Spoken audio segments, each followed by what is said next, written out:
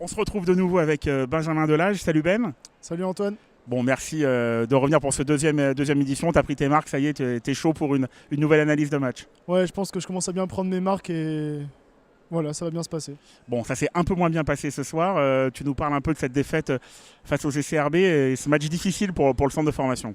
Ouais, match très difficile. On a fait défaut notamment en défense où on prend 72 points, ce qui est au-dessus de nos standards, nos objectifs qui sont à 60 points, qu'on avait réussi à atteindre lors des 4 derniers matchs. On est une des meilleures défenses du championnat et aujourd'hui, on est au-delà de nos standards. Une première mi-temps plutôt réussie offensivement avec 41 points marqués. Et ce qui a joué en notre défaveur, c'est qu'on n'a mis que 14 points en deuxième mi-temps. Donc au final, on ne met que 55 points, on en prend 72. Donc défaite plutôt logique. 14 points en deuxième mi-temps, c'est vraiment très peu. C'est la première fois que ça vous arrive cette saison ?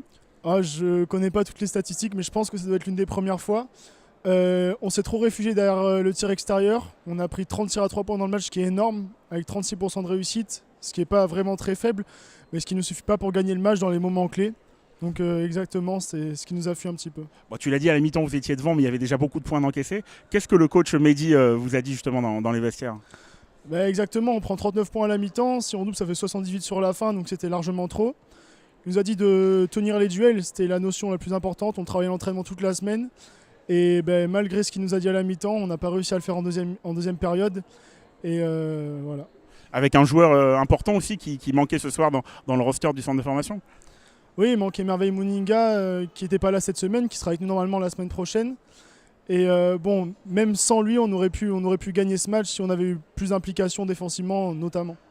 Bon, semaine de travail qui attend tes coéquipiers. 2 très gros rendez-vous à venir pour vous. Oui, on se déplace à Bourg le week-end prochain, Bourg-en-Bresse, qui est un très bon centre de formation, qui a une très bonne équipe espoir avec de très bons joueurs, des futurs potentiels. Et le week-end d'après, on reçoit Cholet, qui est premier du championnat avec seulement 2 défaites, qui est une très très très grosse équipe. Donc il va falloir tous qu'on se remobilise et qu'on travaille dans l'optique de ces 2 prochains matchs. Bon Ben, avant de se quitter, quand même, je suis obligé de te demander, mardi soir, est-ce que le PSG se qualifie face au Real Madrid ? Je pense que ça va être très compliqué, je ne veux pas paraître pessimiste, mais bon.